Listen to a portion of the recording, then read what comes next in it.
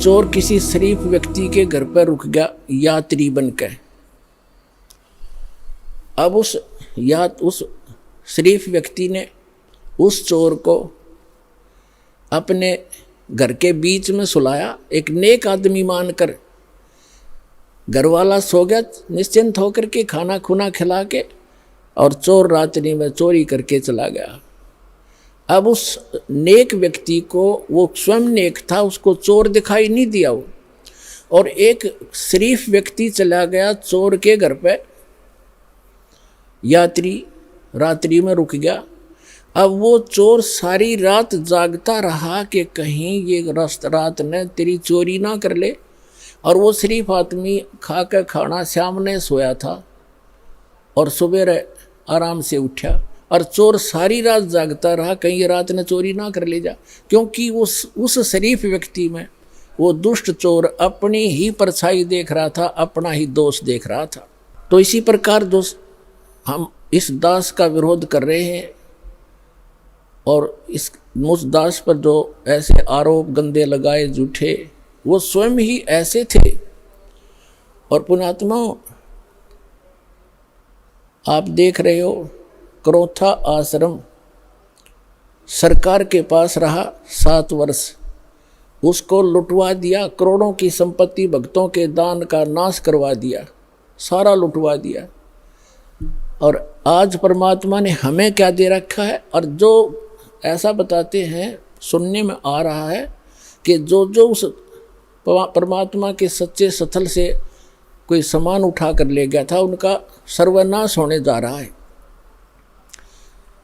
एक ने बताया कि एक हमारे गांव में उठा कर ले गया था पुलिस वाला, तो उसके पुत्र का विवाह हुआ। वो लड़की ने आकर देखा कि तुम ये चोरी का सामान एक संत के दरबार का उठा कर लाए हो। वो लड़की उनको तलाक दे दिया कि मैं तुम्हारे जैसे दुष्टों के घर पर नहीं आऊँगी। 2 महीने के बाद उसका अपना पुत्र विष खाकर मर गया, इकलौता पुत्र था, उसका सर्वनाश हुआ। तो पुण्यात्माओं, हम किसी को बद्दुआ नहीं देते, लेकिन भगवान का जो तराजू है वो एररलेस है। मन तू पावेगा अपना किया रे, भोगेगा अपना किया रे। अब जैसे एक बिच्छू दरिया में बहता हुआ आ रहा था, और एक संत भक्त स्नान कर रहा था दरिया में।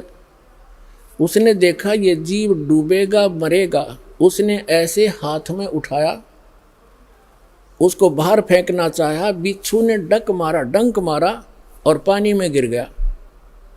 उसने फिर उठाया, उसने फिर डंक मारा और पानी में उछल गया। उसने फिर उठाया, उसने फिर डंक मारा, और कुछ देर में फिर उसने दोनों हाथों से पानी समेत ही उसको पटरी पर फेंक दिया। एक आम व्यक्ति खड़ा खड़ा देख रहा था, कहने लगा, रे भले आदमी, तेरे तो हाथ पर डंक मार रहा है, तू इसको बचाने की चेष्टा कर रहा है, मरने दे, इसको बहने देता। तो संत ने कहा, भक्त ने कहा कि ये अब इसका स्वभाव है ये, और मेरा स्वभाव है ऐसा। हमारा परमार्थ करने का स्वभाव है और बिच्छू का डंक मारने का स्वभाव है। जब ये अपना स्वभाव नहीं छोड़ सकता तो मैं कैसे छोड़ दूं। तो पुण्यात्माओं, जो दुष्ट लोग हैं वो तो बिच्छू हैं, वो तो डंक मारते रहेंगे, लेकिन आप संत भी हो। और जो तो को काटा बोवे ताको बो तू फूल, और तोहे फूल के फूल हैं वाको है त्रिशूल।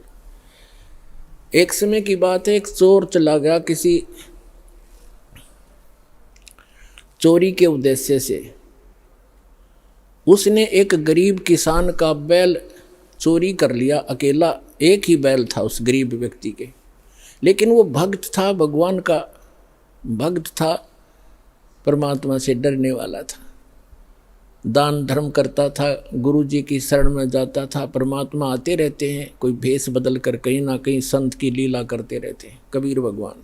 उसकी एक ही बैल था गरीब के, उसी को चोरी कर ले गया। अब उस चोर ने, जैसे वो 100 रुपये का बैल था, उसने तो 20 रुपये में बेच दिया। उसका कौन सा धन था, बेचकर, और पुराने समय की बात है, उसको कर दिया वो खा खर्चे। उसने देखा कुछ दिनों के बाद वो फिर गया, इधर उधर देखा, कहीं दाव लगा नहीं। उसी किसान के आसपास रात्रि में फिर पहुंचा, उसके झांक कर देखा, उसके दो बैल बंधे थे और किसान आराम से बैलों से दूर सो रहा था अपने ही आंगन में। चोर ने उस किसान के दोनों बैल चुरा लिए और वो ले गया। अब उस किसान ने अपने गुरुदेव से कहा, गुरुदेव आपके दास के दोनों बैल चोरी हो गए। तब परमेश्वर ने, गुरुदेव ने कहा, बेटा उसका स्वभाव है, वो कर्म है, आप भगवान पर विश्वास रखो। यदि चोरी करने से ही कोई धनी बनता है तो कोई भी काम ना करे और सब चोरी ये कर ले, परमात्मा तेरे को कई गुना देगा, विश्वास रख, डगमग ना होना। कहते सत ना छोड़े सूरमा, सत छोड़े पतजा, और सत के बांधे लक्ष्मी फिर मिलेगी आप। और कहते धर्म तो दसके नहीं, दसके तीनों लोक, और खैरायत में खैर है कीजिए आत्म भोग। परमात्मा ने दया बख्शी, बढ़िया फसल होगी, वर्षा हुई बहुत अच्छी और कमाल हो गया, खूब फसल होगी। अब 1 वर्ष के बाद वो चोर फिर गया। उसने ये विचार लगा कि वो व्यक्ति ना कोई पुलिस में रिपोर्ट कराता और ना तेरे सिर में कोई दर्द करता, नहीं तो कोई खोजी पीछे लगा दे, ढूंढ ले चोर। तो वो शरीफ फिर देखा कि अब के फिर जाता हूँ उधर ही। अब चोर ने तो वो तीनों बैल बेच के खत्म किए, खा खू का फुर कर दिया। तो उसने जाकर देखा, चोर ने रात्रि के समय किसान बाहर सो रहा, गर्मी का मौसम था, और उसके 4 बैल बहुत सुंदर, जैसे सांड जैसे तगड़े तगड़े 4 बैल बंधे हुए। अब उस चोर के कलेजे में एक ऐसी धक हुई और कलेजा पकड़ कर बैठ गया। उसने विचार लगाया कि मेरा तो नाश हो लिया, 3 बैल ले गया था, तीनों खत्म हुए, और घर में भी हानि, बच्चा बीमार है, पत्नी को रोग लगा हुआ है, और आज इसके 4 बैल। उसने उस किसान को उठाया, सूते हुए को। उसने, किसान ने कहा, भाई कौन है तू? मुझे सोने दे भाई, सारा दिन खेतों में काम किया है, मैं थका पड़ा हूँ। और वो कहने लगा, मैं चोर हूँ भाई।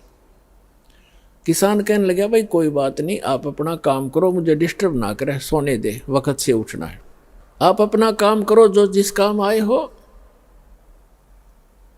तो चोर कहता है कि भाई मेरे से वो काम अब होता ही नहीं, मैं कर नहीं सकता उस काम ने, एक बार उठ ले तू, एक बार खड़ा हो ले। उसने कहा, क्या बात है? चोर ने बताया कि भाई मुझे चाहे तो पुलिस में पकड़वा दे और चाहे किसी गांव के व्यक्तियों ने बुला के जान तो मरवा दे, मैं सच्ची बताऊंगा आज। वो कहने लगा किसान के, बता भाई क्या बात है? मैं ना तो तेरे को पुलिस में पकड़वाऊं और ना मैं तुझे किसी से पिटवाऊं, भाई तो क्या करना चाहते हो बताओ। उसने कहा कि मैं आपका पहला बैल भी मैं चुरा कर ले गया था, और तेरे दूसरे जब फिर मैं दूसरी बार आया तो आपके 2 बैल थे बहुत सुंदर, और मेरे उस एक, वो भी मेरा वैसे ही विनाश हो लिया था, वो भी खर्च हुए।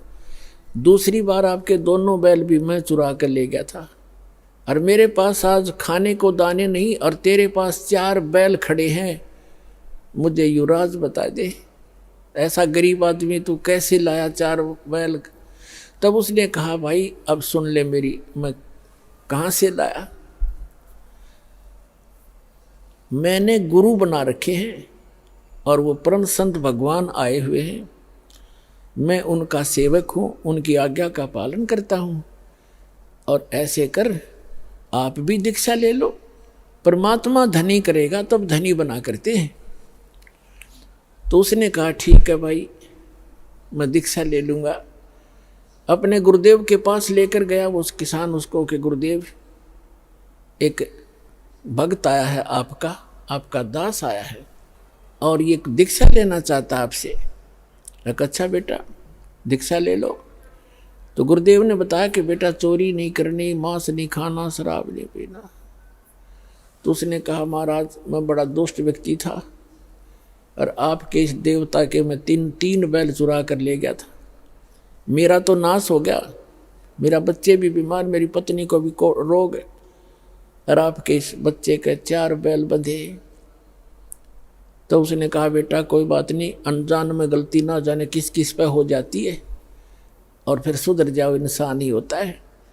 और बेटा भगवान देता है तभी धनी हो सकता है, ऐसी बकवादों से धनी नहीं हो सकता। उसको दीक्षा दिलवा के उस चोर को अब तो भक्त बन गया। कहते हैं हर सुमरै सो हंस कहावे, कामी क्रोधी कागरे। भक्ति करे तो भक्त हो गया, चोरी करे था चोर था, अब भक्त बन गया। अपने घर लाया उसको और कहा भाई क्या काम करता है? वो कहने लगा मैं भी किसान हूँ। भाई ठीक है, ऐसे कर, एक बैल ले जा तू और एक अपना किसी और से जुगाड़ करके कर लिए, एक बैल ले जा और अपना कमा ले। तो उसने कहा नहीं मैं बैल ले जरूर जाऊंगा क्योंकि मेरे पास अभी भी जुगाड़ है नहीं, लेकिन आपका जो मैं चोरी करके ले गया था वो भी पाई दूंगा, मुझे पता लग गया बाग फिर अगले जन्म में देना होगा। तो पुण्यात्माओं ये करौथा आश्रम जो है उसमें करोड़ों की संपत्ति थी बच्चों के दान की। इन दुष्ट प्रशासन वालों ने, हरियाणा के मुख्यमंत्री आर्य समाज जी है और उन जो हमारा विरोध कर रहे हैं वह भी आर्य समाज के जो आचार्य वगैरह हैं, उनकी दुकानें बंद होने लगी थी क्योंकि मैं इस दास ने इस नकली महर्षि दयानंद के सत्यार्थ प्रकाश के अज्ञान को वेदों से तुलना कर दी और उसका वो कैसा समाज सुधारक था उसी के इतिहास में लिखा हुआ इन आर्य समाज के आचार्यों का जीवनी वह दिखा दी। शराब यू भांग यू पीवे, भाई तमाकू यू सूंगे, हुक्का यू पीवे, भांग पीवे, चाय पीवा तो कम से कम अब रंग बसम खावे। और वेदों से तुलना कर दी कि सत्यार्थ प्रकाश नाम का जो सदग्रंथ है उसमें लिखा तो ये है कि शास्त्र वेदों के अनुसार मैंने इसकी रचना की है, वेद के टोटली विरुद्ध है। और ऐसी बेहुदी बातें लिखी है, मैं आपको बताते हुए मुझे शर्म आती है उसमें क्या लिखा। तो ये इसलिए बताया था दास ने कि ठीक है गलती सब पर हो जाती है, दास को वो ज्ञान हुआ, आप भी भगवान के बच्चे हो सभी, एक दयानंद की नहीं। इस दास ने सभी संत और पंथों की वह जो अज्ञान था सदग्रंथों से जांच करके जनता को दिखा दिया, जिसका परिणाम ये है लाखों की संख्या में उमड़ कर आ रहे। तो जिस कारण से उनको ये चिंता बन गई इन आचार्यों को, आर्य समाज के आचार्यों को, प्रधानों को, कि जिन आर्य समाज के व्यक्तियों से तुम चंदा ले लेकर अपनी दुकानें चला रहे हो, यदि उनको पता लग गया कि सत्यार्थ प्रकाश इतना बेहुदा ग्रंथ है और ये महर्षि कहते हैं आसपास भी नहीं था दयानंद, तो फिर ये सभी उनके अनुयायी रामपाल के पास चले जाएंगे और उनका कल्याण हो जाएगा। ये कल्याण नहीं चाहते, जानबूझ साची तजर करे झूठ ते दे और ताकि संगत है प्रभु सौपन में भी ना दे। तो ये जानबूझ कर बकवास कर रहे हैं, इनको सबको पता चल गया है और बुद्धिमान है वो शांत हो गए। और ये दुष्ट टाइप के लोग अभी भी विरोध कर रहे हैं। ये तो वो हैं परमात्मा कहते हैं हाथी डर माने नहीं, जय स्वान भुकाही और सत्संगी संग ना तजय चतराम बसाई।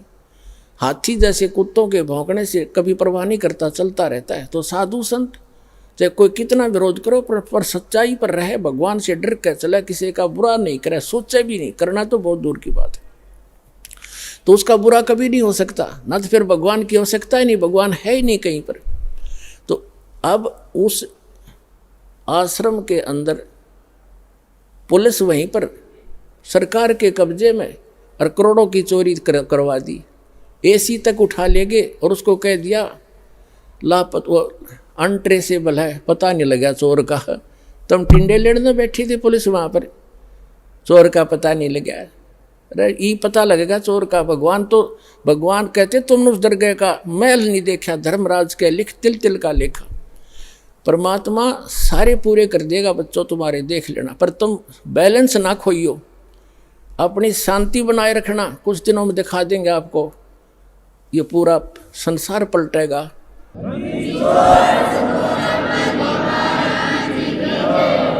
और परमात्मा ने उससे 4 गुना तो यहाँ दे दिया आश्रम, और मध्य प्रदेश के अंदर इससे भी दुगना आश्रम 24 एकड़ का, 22 एकड़ का एमपी के अंदर दे दिया, और उससे भी ज़्यादा भर दिया।